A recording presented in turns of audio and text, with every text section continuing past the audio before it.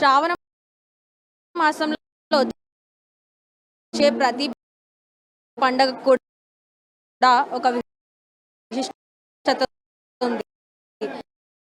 అందులో భాగంగా ఈరోజు నాగుల పంచమి. సో అసలు ఈ నాగుల పంచమి యొక్క విశిష్టత ఏంటి, నాగుల పంచమిని ఎందుకు జరుపుకుంటారు, ఇలాంటి మరిన్ని విషయాలు మనతో పాటు నాగరాజు అయ్యగారు ఉన్నారు, వారితో మాట్లాడదాం. అయ్యగారు నమస్తే. ఈరోజు నాగుల పంచమి యొక్క విశిష్టత ఏంటి, భక్తులందరూ కూడా నాగం పాములకి పూజ చేయడం వెనుక ఉన్న విశిష్టత ఏంటి? భద్రకాళీ శరణమ్మ సర్పము, సర్ప జాతి అంతా కూడా పరోపకార్థమే బతుకుతుంది. మనం వ్యవసాయంలో చూస్తే పంటలను కాపాడుతుంది, మానవ జాతిని కూడా ఉద్ధరింపజేస్తుంది. అనేక పురాణాలు ఉన్నాయి. అందుకే శంకరుడు తన యొక్క మెడలో నాగరాజును ధరిస్తాడు. ఆదిశేషువు మహావిష్ణువు, ఆ ఆదిశేషువు ఆ పడగ పైననే పవలింపో నిద్రపోతాడు.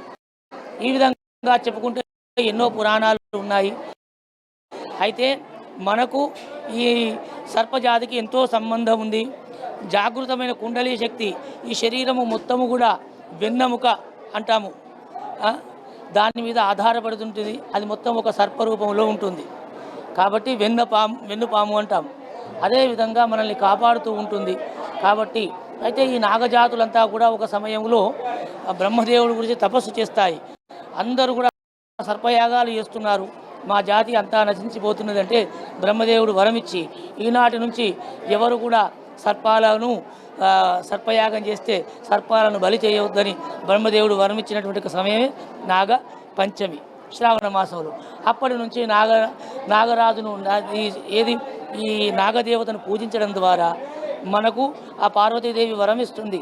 ఎవరికి సంతానం కావాలన్నా, ఎవరికి కాలసర్ప దోషాలు తొలగిపోవాలన్నా, ఎవరికి మంచి విద్య రావాలన్నా, చక్కటి దృష్టి అంటే కనులు చక్కగా కనిపించాలన్నా కేవలము నాగరాజును పూజించాలి అని. ఈ సర్పాలన్నిటికి కూడా సుబ్రహ్మణ్యమును అధిదేవతను చేస్తుంది. అంటే అమ్మవారి యొక్క మొదటి సంతానం కార్తికేయుడు, ఆయననే సుబ్రహ్మణ్యం అంటాము. ఆయనను వీళ్ళ నాగజాతికి అధిపతిని చేస్తుంది. ఆయనను పూజించిన నాగదేవతను పూజించినట్టే, నాగదేవతను పూజించినా కూడా ఆమెను పూజించినట్టే.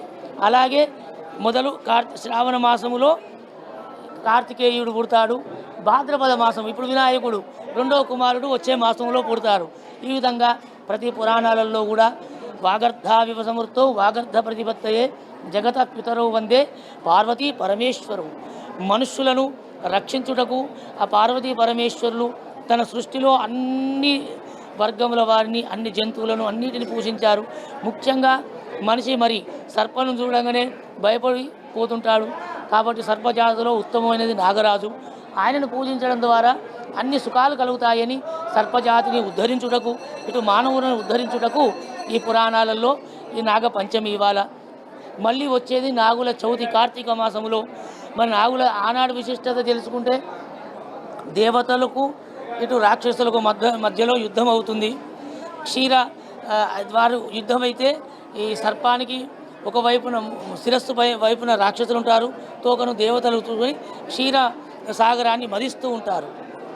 అప్పుడు అమృతం పుడుతుంది. తర్వాత దేవతలందరూ తాగుతారు. మరి అమృతం పుట్టుటకు కారణము వాసుకి సర్పము, అది సర్పజాతి. అది ఆనాడు రక్షించే అమృతాన్ని సృష్టించడానికి సహకరించినది కాబట్టి దేవతలందరూ సర్పజాతులకు వరాలు ఇచ్చినారు. మనము ముఖ్యంగా ఈ స్త్రీలు తప్పకుండా నాగుల చవితి నాడు, నాగ పంచమి నాడు నాగేంద్ర స్వామునికి కొన్ని పాలు పోసి స్వామివారికి ఇంత ప్రసాదం పెట్టి నైవేద్యం పెడితే మీకు సంతానము మంచి మీ పిల్లలు బాగా చదువుకుంటారు, ఇంకా ప్రయోజకులవుతారు. సంతానం లేని వారికి కూడా సంతానం అవుతుంది, మంచి చక్కటి దృష్టి వస్తుంది, ఏ భయము ఉండదు. ముఖ్యంగా భయాలని తొలగిపోతాయి. కాబట్టి మనుషులకు సర్పాలకు అవినాభావ సంబంధము పరమేశ్వరుడు తన మెడలో ధరించే చూపెట్టాడు. సర్పాన్ని పూజించండి, ఎవరికి భయపడాల్సిన పని లేదు. కనుక నాగరాజు ఆయన రాజు, అందరికీ రాజు, మనల్ని కూడా రాజుగా ఉద్ధరింపజేస్తాడు. కాబట్టి నాగపంచమి నాడు ఇవాళ నాగరాజును పూజించడం ద్వారా మనకు అన్ని శుభ ఫలితాలను కలుగజేస్తాడు. అయ్యగారు, ముఖ్యంగా సంతానం లేని వాళ్ళు ఎక్కువగా నాగులకు పూజ కార్యక్రమాలు చేస్తే మంచిదని కూడా అంటారు. సో దీని వెనుక ఉన్న శాస్త్రం ఏంటి? ఇక్కడ శాస్త్రాలు రెండే. మనకు పార్వతీ పరమేశ్వరులు ఫస్ట్ సుబ్రహ్మణ్య స్వామికి ఆయనను సేనాధిపతిని చేశారు.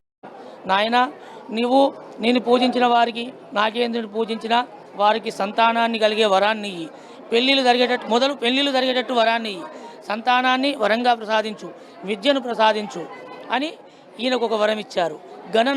గణనాయకుడు విఘ్నేశ్వరునికి నాయన విఘ్నాలన్నీ తొలగజేయి, ఎవరు ఏ కార్యం చేసినా నిన్ను ఆరాధించే చేయాలి అని సమానమైనటువంటి ఒక భాగాలను పుణ్యాన్ని పార్వతీదేవి తన యొక్క మహిళలు తనను పూజిస్తున్నప్పుడు నన్ను కాదు కార్తికేయుణ్ణి పూజించండి మీకు వివాహమవుతుంది సంతానం కలుగుతుంది అని జగన్మాత ఆ పార్వతీ జగన్మాత ప్రసాదించిన వరాలు అవే ఈనాడు మనం ఆచరిస్తున్నాం.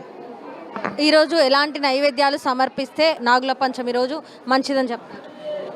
నాగుల పంచమి నాడు ముఖ్యంగా సమర్పించాల్సినవని మనము ఆయనకు చలివిడి అని చేస్తారు.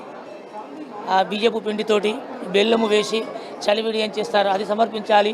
ఇది కాకుండా నువ్వుల ఉండలు, నువ్వులు తిని నూరేళ్ళు బతుకు, తీపి తిని తీయగా మాట్లాడు అని పెద్దలు చెప్పినట్టు నువ్వుల ఉండలను చలివిడిని ఆయనకు నాగేంద్రునికి అటు ఆయనకు ఇష్టము, సుబ్రహ్మణ్య స్వామికి ఇష్టము, ఇవి సమర్పిస్తే సరిపోతుంది. పండ్లు ఏ మాసంలో దొరికే పండ్లు అవి కూడా సమర్పిస్తే ఆనందపడతాడు. ఈరోజు పూజా కార్యక్రమాల్లో చేయకూడని తప్పులు ఏనాడైనా మనం పాములు మనల్ని భయపెడతాయి కానీ అవి మనిషి కన్నా ఎక్కువ భయపడతాయి. వాటిని చంపాల్సిన అవసరం లేదు, దూరంగా పడవేస్తే వెళ్ళిపోతాయి. అవి కూడా భగవంతుడి సృష్టి. ముఖ్యంగా నాగుపాము తిరుగుపోవద్దు, ఒక నమస్కారం పెట్టి దూరంగా కట్టెతోటి జరిపేస్తే వెళ్ళిపోతుంది.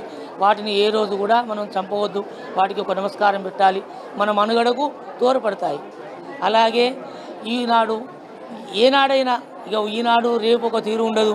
భగవంతుల్లో పరోపకార్థం చేయాలి, పరులకు ఉపకారం చేయకుండా అపకారం చేయవద్దు, ఎదుటివాడిని బాధ పెట్టే మాటలు మనం మాట్లాడవద్దు, ఎదుటివాడు సంతోషంగా ఉంటే మనం సంతోషపడాలి. మనం కుళ్ళు కుతంత్రాలు లేకుండా ఉంటే మనకు భగవంతుడి అనుగ్రహం కొంత ఆలస్యమైనా పరిపూర్ణంగా వస్తుంది. ఇది మనిషి లక్షణము. ఈనాడైనా ఏనాడైనా ఒక తీరే ఉండాలి. పండుగ నాడు ఒక తీరు, పుట్టినరోజు నాడు ఒక తీరు, మిగతా రోజులలో ఇంకో తీరు. ద్వంద్వ వైఖరి వద్దు. భగవంతుడు విష్ణువు, శివుడు, బ్రహ్మ ముగ్గురు కలిస్తేనే దత్తాత్రేయ రూపము. ఆయననే ఇప్పుడు మనం ఆరాధిస్తున్నాము. మనకు ముగ్గురు మూర్తులు ఒకటే. ఆ మూడు శక్తులు కలిస్తేనే బ్రహ్మ విష్ణు మహేశ్వరులదే ఈ లోకము. మహాకాళి ధైర్యం కోసం అవసరము, మహాలక్ష్మి ఆర్థికంగా అవసరము, మహాసరస్వతి మనకు జ్ఞానానికి. ఎలాగనో మనిషి గుణం కూడా ఒకటే గుణం. పరోపకార్థం ఇదం శరీరం. చేతనైతే పరులకు ఉపకారం చేయాలి, లేకపోతే నమస్కారం చేయాలి. ఏనాడైనా అట్లే ఉండాలి. ఈనాడు సరే, మిగతా రోజుల కన్నా ఈనాడు కొంచెం ఉపవాసం ఉండి దీక్షగా ఉండి నలుగురికి ఎవరికైనా సాధువులకు భోజనం పెట్టి, లేకపోతే ఇంకో వారికి భోజనం పెట్టి వారిని సంతోషపెట్టి తాంబూలాలు ఇచ్చి, బ్రాహ్మడైతే బ్రాహ్మడు, లేని వారిని పెడితే ఇంకా విశేషము. అట్లా ఈనాడు ఉండాలి. సో మరి విన్నారు కదా, ఇది నాగుల పంచమి యొక్క విశిష్టత మరియు ప్రత్యేకత.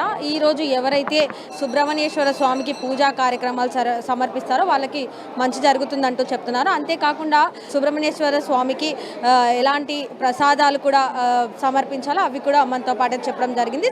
చలివిడి ఇంకా నువ్వులకు సంబంధించిన ప్రసాదం కనుక సమర్పిస్తే కూడా మంచి జరుగుతుందంటూ కూడా చెప్తున్నారు. అంతేకాకుండా ఎవరైతే ఈరోజు పుట్టలో పాలు పోసి పూజా కార్యక్రమంలో పాల్గొంటారో వాళ్ళకి కూడా ఇటు పెళ్లి కాని వాళ్లకు పెళ్లి జరిగే అవకాశాలు ఉంటాయి. అంతేకాకుండా సంతాన ప్రాప్తి కూడా కలుగుతుందంటూ కూడా మనతో పాటు అయితే అర్చకులు అయితే చెప్పడం జరుగుతుంది. కెమెరా పర్సన్ ఓం ప్రకాష్తో సంతోషి, NSR న్యూస్ వరంగల్.